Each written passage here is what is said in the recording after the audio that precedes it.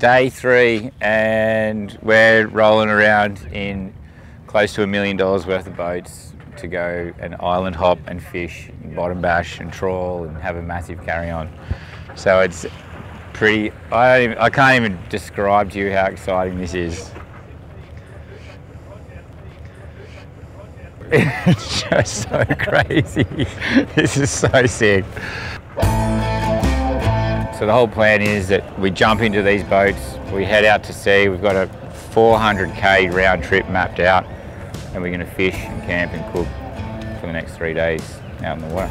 Andy, how far away are we going? Like about 45 k's? 65. 65. He reckons he's going to do it in a little under an hour. Oh shit. Sounds like a day to me. I had a look up the front with Andy on the sounder and saw a little bit of pebbly ground and a couple of arches, and he was like, this is the spot to have a drop, and we're in about 60 or 70 metres of water. Oh, a little hussar! Mate, at least we got something to eat. I was using a Daiwa Kogas on a PE5 rod, but a lighter jigging setup, 30-pound braid, 40-pound leader. El Capitan's showing us how it's all done. These bloody city slickers we are. He's come out here with a big old hunk of squid, dominating. So we'll see what this is. But I saw it come.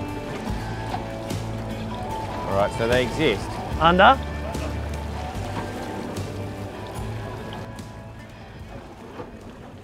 Oh, that was something. Yeah! Oh! Yes! Unless your mate just came and had a little nibble. That's a good fish. Hello. Hello. There's fish here, hey. It's not a snag? It's not a snag, it's got some good pulsing about it. Okay. Check. Well, I've never caught one of these bloody things before, so I don't know what to expect.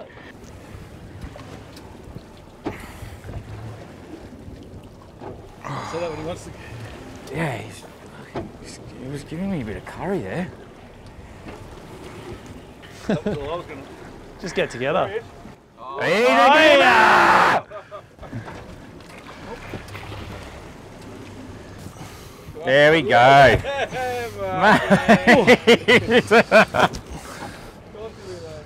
Well, that's a fish. That is my first red emperor, and it's a fucking doozy.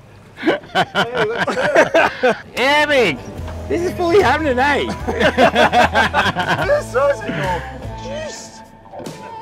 And that was my first red, and you know, I was pumped. I was so pumped. What you got, Mark? I got a little red, I think. You're bending, though.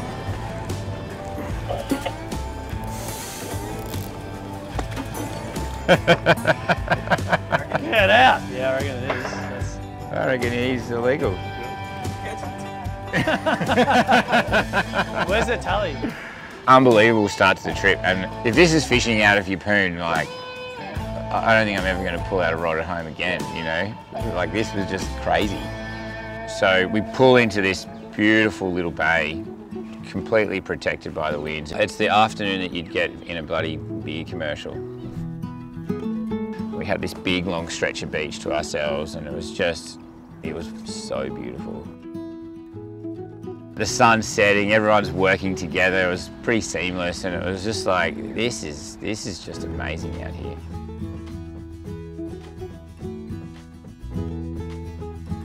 Well, we're bloody in paradise, quite literally. We had a bit of a fish, we got onto some really nice reds, so we're gonna do a cook up tonight, just of some beer battered fish sandwiches by the fire, a couple of beers, and then we'll just set up a really rudimentary camp here and sleep the night in the dunes.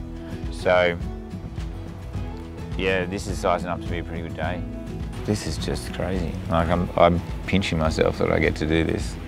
So, you know, and the amazing thing about it is that you come and visit these blokes and they want to put on a show for you. They want to put their best foot forward. and be like, hey, this is our home. They're so proud. Yeah, I'm fucking stoked about tomorrow. So if we can get a good night's rest under us and do a bit of fishing and a bit of diving, I think it just has the makings for something unbelievable.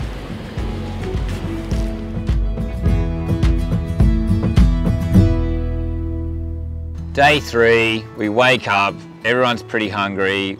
There's probably a touch too much celebration from the night before. It was time to get everybody fed and just utilise some of the amazing produce that, you know, the fish that found its way on these boats. Moyley and I had this idea that we're going to do a ceviche, pickled chilies, lots of fresh fruit. Like, we're up in the tropics, you know, the weather's just starting to warm up. You know, there's pawpaw and pineapple and all these bits that are up here that, you know, that I don't really get any access to. So I was pretty excited about running a bit of a Tropicana raw fish number. Yeah, it was good that the coops landed a really nice muddy, a nice big cobia. The flesh looks really good. It's basically, it's a kingfish. It's a member of the kingfish family. So this gets used all the time in restaurants. And oh, cobia is a prize. it's an absolute prize. So that's like top quarter loin. We can take that out without affecting too much, and we can go back and cook this up later. The corn cooks in 5 minutes. You just need to get that proper char, not like a hazy smoke where it's like the flame. It's more about the ash caramelizing, well, sorry, the coal caramelizing the sugar.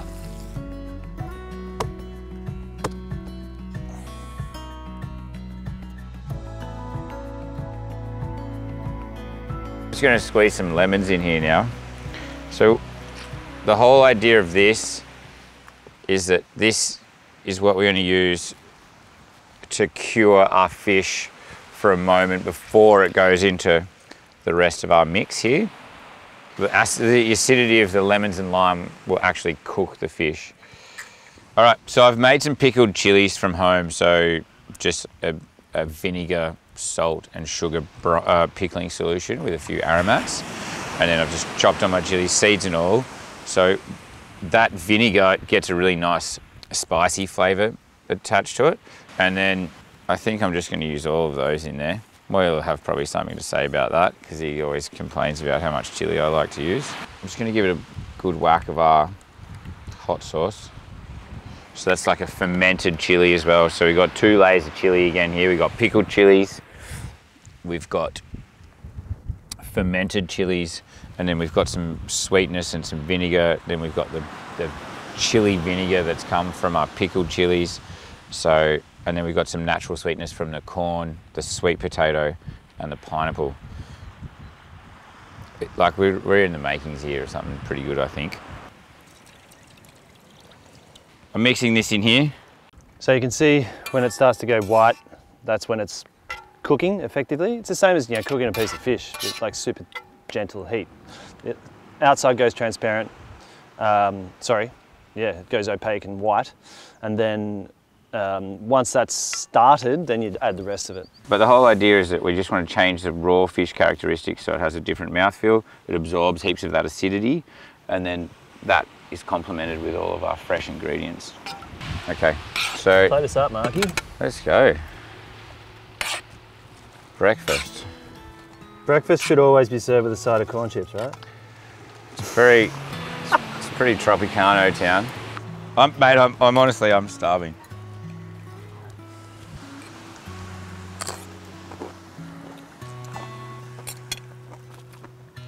That's legit. It's really yummy. Fish is bang on. I really like the fruit in it. Oh man, Pretty good. that's delicious. The only downside to this is that we didn't catch it. Some real fishermen caught it. We were saved by And they fish gave it to us to and the cook with it. rattlesnake. The other boat got that Yeah. cobia. So there's a bit of boat-to-boat rivalry around who's the better fisherman. I reckon without the cobia, It's a that fruit would salad. just be a fruit salad. Which works as well. Which works. The ceviche was really great. Like, it was super fresh. It was a good way of getting a ton of protein into you. I think that set the day up for sure. Day 4. We are trawling for mackerel just outside of Pearl Bay. And honestly, it looks like we're in Thailand or something. The Like the rock features and the coastline's crazy. I haven't really seen it like this before. So the whole idea is that the Spaniards will be cruising through these territories, smashing some smaller bait fish, kind of pushing them up against the pressures of the rocks and whatever. So we're just going to tow a couple of Pro Fidgis through here and see what's going to happen.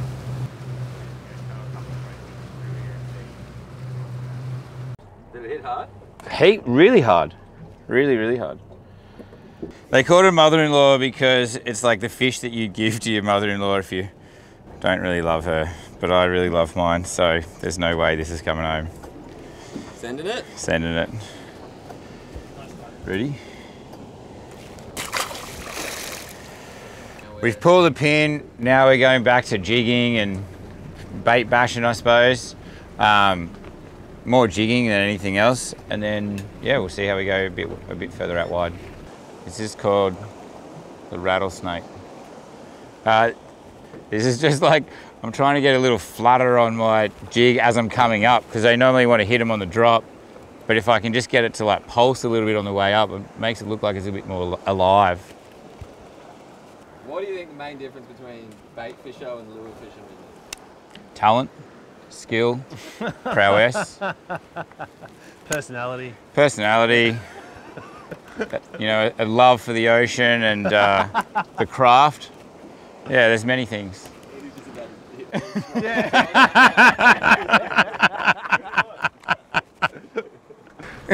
If you're not shit talking, are you fishing? There's my philosophical question for the day.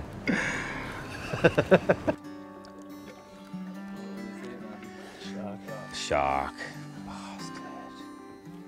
Bastard. We've just discovered a Sharknado underneath the water, and we've decided to put our lures right into the eye of the storm of Sharknado. It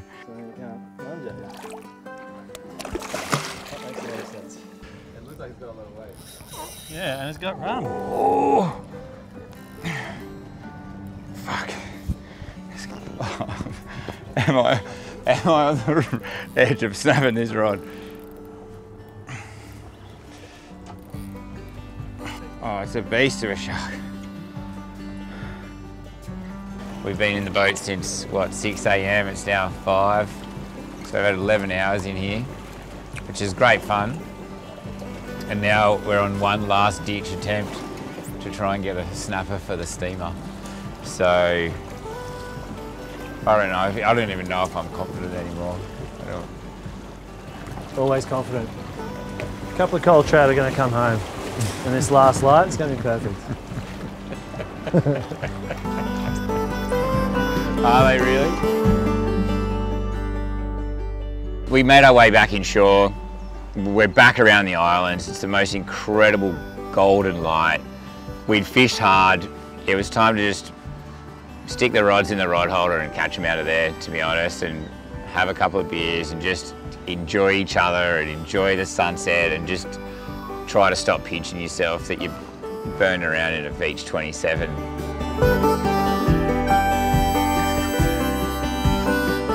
We're on our way home. We find a nice little space that we can pull into for one last little cook up. We've still got a big red emperor on ice. We really just want to celebrate this, you know. It's time to buckle into the cooking side of things. Today I'm just going to do a grilled fish over the fire with like a jerk marinade and a little pineapple salsa. I'm just trying to get into the theme of Queensland. So Marky's going to use like the wings to grill, and then we'll take the main part of the body and steam it. I've just made a cut from behind the head because what I want to do is make a pretty big wing, and I'm just going to butterfly it out and I'm going to throw it into the barbecue. So I'm really happy with that. You can see already there's a heap of fat that's going to come out of this guy that's running through the belly meat. That's always the fattiest part of the fish. But I'm going to marinate this with some jerk. This is like heaps of Scotch bonnets and parsley and coriander, ginger, garlic, white pepper.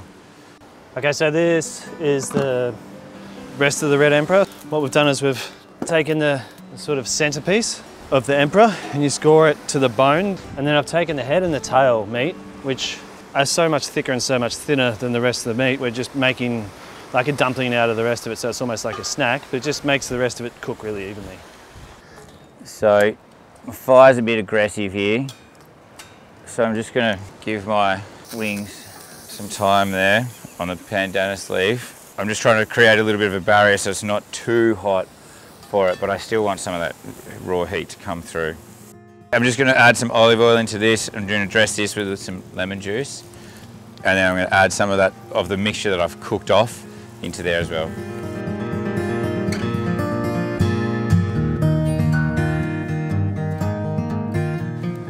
Okay, so this is the cheeks and neck, head and all that sort of meat that we've chopped up pretty hard. So the action is to kind of mash it as much as chop it, and you break all these fibres up and it kind of becomes like a fish risole. Has that got fish sauce in it? Hey, of course it has. I use fish sauce and everything. What else you got? Man, it smells amazing. Yeah, so it's like fish sauce, sesame, fried garlic. I'd normally put a little bit of lemon or something in there, but we've got plenty of that going on. So I think we'll just leave this as those ingredients and a bit of fresh ginger. So you mix it like this. So I'll mix it really hard so it kind of gets elastic. And then I'm going to stuff it into vine leaves and probably either grill it or steam it with the other emperor. Who in their right mind brings vine leaves camping? Well, you know, you just never know. You never know when you're going to need a dolmade on the beach. In the past, it's been a couple of bay leaves and a ball of twine. Yeah. And now we've moved into a couple of leaves and 30 mils of amazing sesame oil and soy sauce. And that's it. Like, it's such a good way to use up little bits and pieces as well. Awesome. And snacks. We all need snacks. Fish snacks. Fish snacks. I think that this is something that just completely touches on the core of the whole reason why I'm so drawn to this. Go fishing, catch something, you have enough craft and skill from cooking for so many years that you can do something tasty with it. And now we're just cooking in these like bush settings. Yeah, it's fun. It's so fun. It's so different from our worlds of aprons and chef whites and the world of yes chef, you know. I've set the table for a romantic dinner for two. Well, let's have this as an entree. Yeah. Should we try this?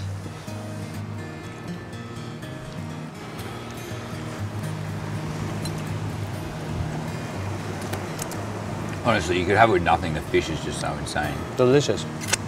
But that is very, very tasty.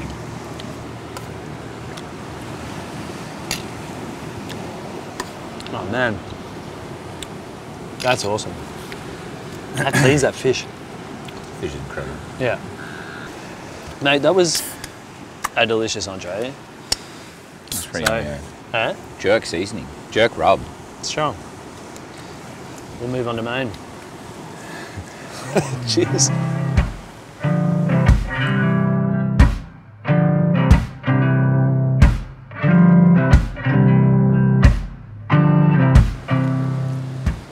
Oh my God, that's fucking tasty.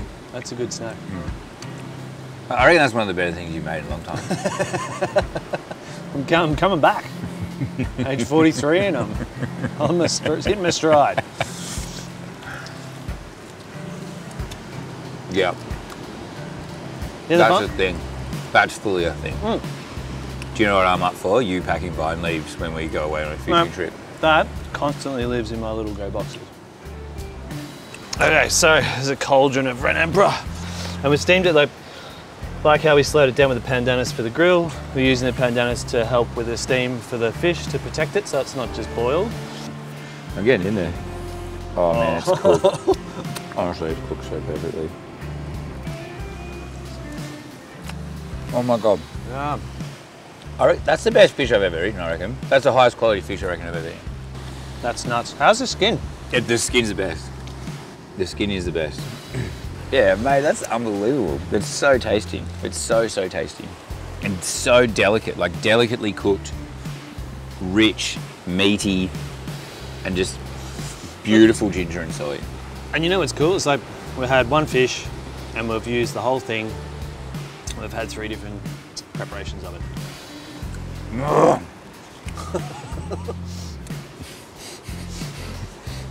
We were just at the right place at the right time for a bite window that turned on for us. That's fishing, that's what that is. That's what keeps you hooked. If you think that you're just gonna go out there and bag out on the daily and come back in, like what's the fun in that anyway, you know? Like you're not there to harvest, you're there to experience nature, and we worked for it. We caught a couple of nice reds and we properly honoured them. Moyley and I had a great time. I made some awesome new friends, and you explore an area, and it's like, what more can you ask for from a trip? I wouldn't change it. I just wouldn't change it. I had a ball.